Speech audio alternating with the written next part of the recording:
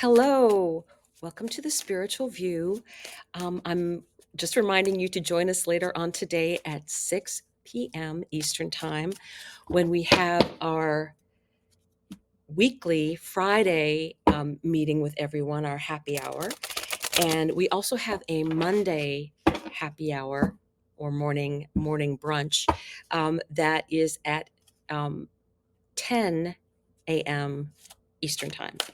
So let's take a look at what the energies are for the nodes changing signs into Pisces and Virgo coming up on Saturday. And I did have some cards already fall out. This is, oh, okay. This should be interesting. So, what came out? A number 15 card called One Ring Circus. One Ring Circus. And what comes next? A number 33 card, Peaks of Joy. Peaks of Joy. And you can see there's a little butterfly that she's facing. And then the last one here is, Metamorphosis. Metamorphosis. So I'm really getting the very strong sensation of things are going to get a little messy. And we are going to have our peaks of joy, this one ring circus. And 33 is a card of a teacher. And I feel that we're going to be in a very amazing learning process. And then we end up with our metamorphosis here, which is a number 7 card, this 25. So very interesting. And I will say that I'm a little bit nervous about the nodes changing signs because I had no planets in Aries and no planets in Libra. Now, I still was affected by the nodes being in those signs. I was born after an eclipse. All eclipses affect me one way or the other. So I did have the lessons to learn. But with the North Node going into Pisces, that's where my Jupiter is. That's where my Chiron is. And in Virgo, which is in my 4th house, I'm a Gemini rising, and I feel all of everyone's pain as we are going through Virgo because that's where my Pluto is. And that is where my Venus also is located. So the eclipses are going to be very important. And the very first thing that's going to happen for me is I have a 29-degree black moon Lilith in Virgo. So that will be activated. We'll see what kind of person I turn out to be on Saturday. But I'm really looking forward to this energy because a lot of times where we have our black moon Lilith is where we've had shame, and being able to work through that, it being in my 4th house and it being in Virgo, to me, it's very much a part of how I was raised in a very patriarchal home and how I have grown to move away from that energy and be much more an independent woman and being out there. So hopefully I have gone through all the lessons I need to regarding that. But in case I haven't, I will certainly have that opportunity. So let's take a look energy wise, what's going to be happening for this transition of the nodes. Just give me another moment here. Okay. On the bottom of the deck, King of Pentacles. Just keep a slow and steady pace. Keep your wits about you. Keep I guess the energy that I'm feeling is don't go to the extremes. This is someone who they've been through a lot. They've seen a lot, and they are being cozy in their own home, right? I really like this energy. 8 of Swords, it's under One Ring Circus. The 8 of Swords is about not getting too caught up in your head. The 8 of Swords also tells us that we a lot of times put blocks in our own way, and she's not really being hindered by anything except what's in her own mind. She's getting caught up in that energy. And when you're concentrating on being in the now and being in the moment, you don't worry about all those things off in the future. You take care of the things that are coming up before you. You handle your bills, you do those kind of things.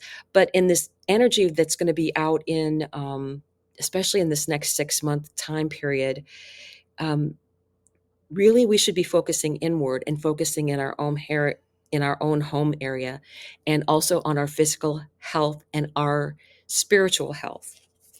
So underneath teacher, the fool, I like this. So underneath the teacher card, the 33 card, peaks of joy, the fool. Look at everything with fresh eyes. Um, don't preconceive things. Well, this is how it's going to be. I know that this is how it's going to turn out. No, I don't think we can say that anymore. There's too many things that are happening, and fundamentally, we're having a big major change happen with all of the major outer planets changing signs. And that is just a big shift for the collective. Those are collective planets that are out there. And what happens under metamorphosis? We're doing the work. Do your work. Concentrate on what your goals are. And that will help the collective. Underneath, one ring, one ring circus, four ring circus, one ring circus, Four of Pentacles. And I would say I really am having a hard time with this Four of Pentacles energy, just because it puts her away from what the village is doing. She's off by herself. And I don't think being isolated is the answer. I think working with other people is the answer. I think being a part of a community is an answer. People to share the load. Knight of Cups. I really like the Knight of Cups. To me, he is very much about enjoying the journey. Yes, there's a destination, but if you don't enjoy the journey, you're missing out on a lot of fun. So take that time to enjoy the journey. Um, whatever your destination may be, what are you trying to learn? A lot of times, as we're progressing, we don't really know what our end point is going to be. And, everybody wants to be spiritually awakened, but they don't really understand what that means for them personally. But the fun part of the journey is finding different avenues to explore. So, you may go down and you may find a place that's actually a dead end, but what a great place to have a picnic, right?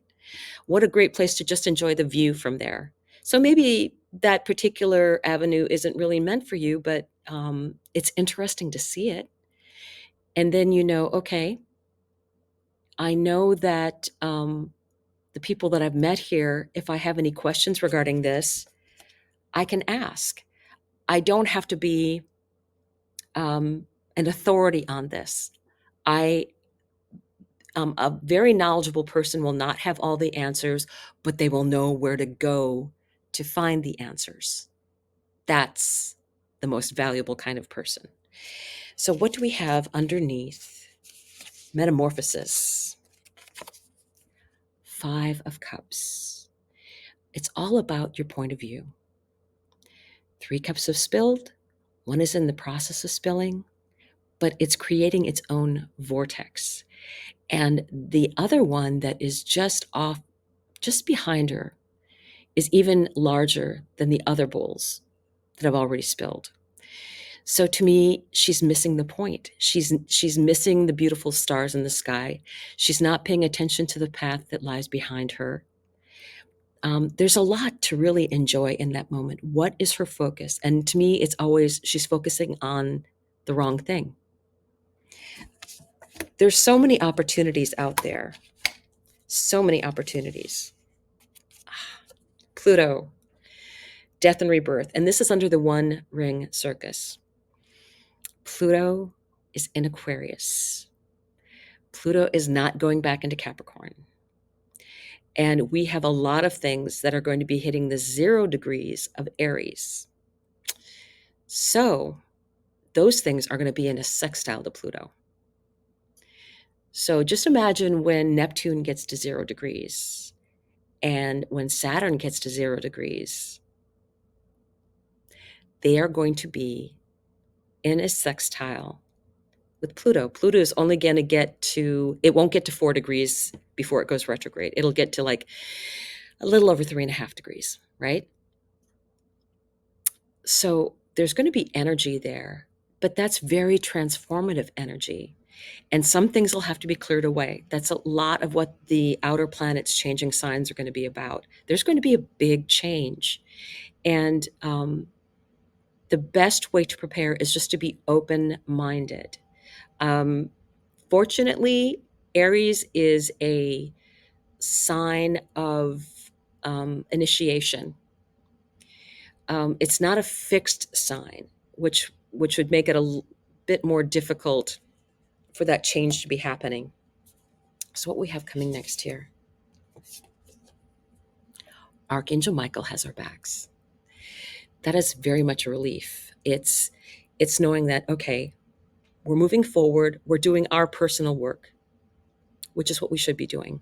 And we can ask for help and guidance from the angels and our guides. And knowing that when the time is right, things will appear um, to help us out. I had that happen a lot was when I was on my trip. I had the heaviest luggage ever. Um, and just when I was getting to the point where I had to lug something heavily up some stairs, there was always, out of nowhere, there was help. There was help that would show up and like, oh, let me help you with that. And I'm like, thank you. I really appreciate it. Because a lot of the places where I stay, although they're beautiful, you have to hike up steps, no elevators. You hike up steps.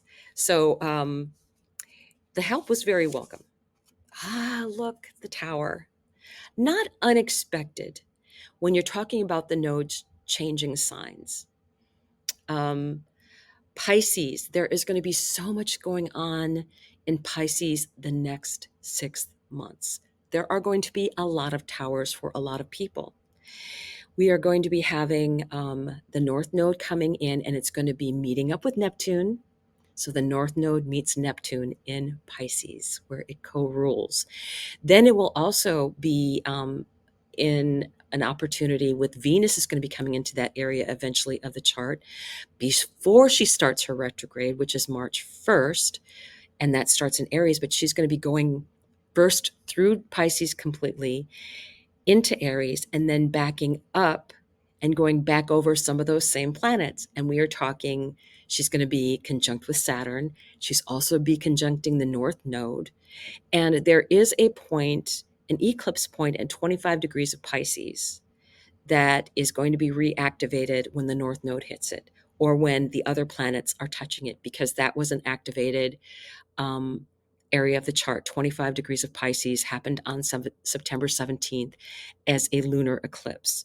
So anything that is going to be hitting those degrees, and if you have any personal any planets actually, or any points in that area of the chart, this will definitely be a huge, huge factor in what's going on for you over the next 6 months. So that is very important to look at the fact that there are going to be towers and Pluto is going to be there. These are fated energies.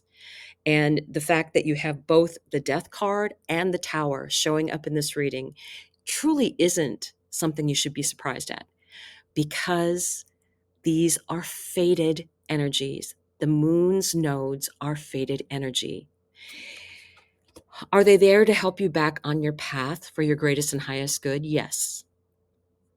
But you decide if you're going to use that energy. The problem is if you don't, they're just going to keep trying. So my advice always when it comes to the nodes, with anything with Pluto and the tower, pay attention. Pay attention to what's happening. Because first of all, you'll get maybe a tap from a tower, getting your attention. And then the taps get bigger. And then Pluto's finally like, stand back. let me take care of this. And they can change your environment in such a way that you don't have any choice. And it gets messy. And if you still don't budge, it can get messier. This is fated energy. This is something that you agreed to do before you got here. And I totally believe in free will. I do. But there's certain points in your life that you're destined to meet. And when it comes to the nodes of fate, it's there for your growth. So let's take a look. I want to take a look at what advice do we need? Oh, okay. I'll wait for a few more cards to come out. All right. I'll wait for a few more cards to come out. So the first thing that flipped, Knight of Swords. Things are going to start happening very quickly. And especially that will be when, I believe it's February, Jupiter stations direct at 11 degrees. So then Jupiter will be going direct in Gemini, which is a very creative, very fast-paced, very communication-oriented sign. So inventions, yes. And this energy will also be trining the Pluto energy, right? So you have both of those things happening. And then you will also, because Gemini will be squaring what's in Pisces, there's going to be action. There's going to be things happening quickly. And I think that's something that we need to be aware of. Right now, it's like this is a time to catch your breath, get good spiritual practices in place,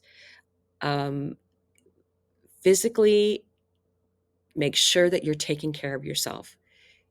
Good rest, good food, healthy habits, because Virgo and Pisces are very much about the spirit, mind, and body. And they're going to be very active. You have Mercury going through Capricorn now, and that's the energy of getting things done. You have Mars retrograde in Cancer. Emotions will be coming back up, emotions that we haven't dealt with. Things will be happening quickly. So, oh yes. Oh my goodness. The nodes, the nodes, the nodes. Five of Wands. One ring circus, indeed. That's interesting. Two of Swords. You will have to make choices, and sometimes you're going to not have any way of seeing what the outcome of those choices are going to be. So I still think that you need to have faith and trust in your own intuition and know that the nodes of fate are meant to guide you in a positive direction where you're supposed to go. You have the Five of Pentacles here. Usually the other side of that door symbolizes some kind of authority. She has the key to get in, and she's not there actually helping herself, or maybe that's not even the right door for her. So for me, it's don't wait around for a higher authority to go get your work done, right? In my sense of I'm working on the things that I need to do in my own life, in my own space, in my own community. And I'm not relying on someone else to be responsible. I think in moments, and I always think of this, when there are moments where we have natural disasters, it's your neighbors who are there first, helping each other, making sure everyone's okay. If you're going to survive a natural disaster, it's your neighbors that will make sure that you're okay. Other help may take a while to get there. I'm sure you'll be happy to see it, but the very first people there, your community. And then we have the devil that showed up. Wow. This is the devil energy is very much about you giving you're giving your power over to somebody else or something else, or there's an addiction that you have of some kind that um, only you can fix. A lot of times with the devil energy, it's you're the one that's going to be the one to fix it. It's your mess. You were involved in the mess. Now you're going to be involved in the cleanup. This is also Capricorn energy. And right now we're in Capricorn time. I do think that, I mean, all three of these showed up. The nodes are going to be very activated with, especially this next 6 months. There is just so much going on in that area of the chart in Pisces, including Neptune, including Saturn. Venus is going to be there, and the North Node, and the already activated 25 degrees of Pisces. So I really, really think that it's going to be up to us to settle in with the energy of calm. This was the underside of the deck. Okay. Um, the ability to handle anything, the experience to handle anything. And I love that there's a companion there, an animal companion. I think that makes a big difference for people, a very big difference. So let's take a look. I would like to get the energy of the Oracle of the Seven Energies. What is some advice? What is some advice regarding this? I just looked up and it was 2222, right? So interesting. What's the last bit of advice here? The nodes ain't playing, right? It's going to be big lessons for everyone. All right, come on. I want to volunteer. Okay. You're the one that wanted to come out. Definitely. A tall tale. Pinocchio. Number 35 card. To a number 8, right?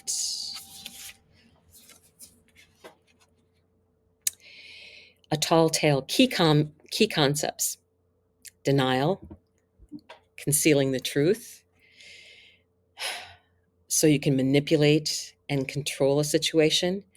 Fear-based communication. Creating a narrative to hide behind. Not allowing the fear of what others will think to influence your words. Learning to communicate from a place of authenticity. Truth, right? You or someone else is telling a tall tale right now. You always know if a falsehood is spoken because it doesn't feel grounded. When you lie, you get high on an illusionary sense of power that is doomed to fall at some point.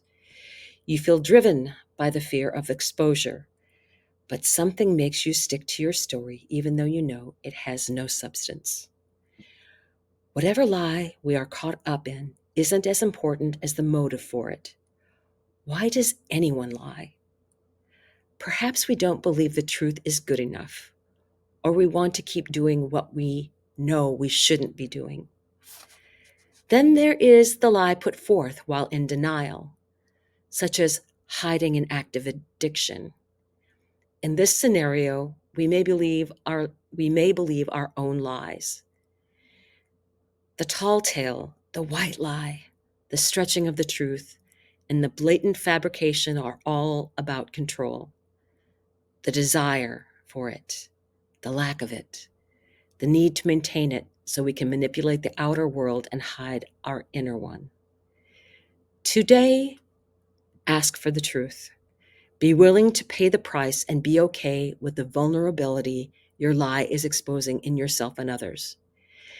Transparency is required to get to where you need to go, to be truly empowered, to reveal the strength of what is true and authentic. Any other path leads to a dead end. Remember the saying, the truth will set you free, and get ready to fly unfettered. That is especially true since Neptune is in Pisces, and we've had a lot of very hazy, unclear messages coming out. And I think that there's going to be a lot of truth exposed, and there's going to be a lot of it coming out. This is a very dynamic time in energy of the whole planet. And I think you find your tribe that you feel comfortable with and know that in that truth, you can feel comfortable, you can feel seen. And I think that is a message that we need to take forward as we work through the energies of these very powerful nodal shifts. So I will see you soon, and please come to our lives. Bye.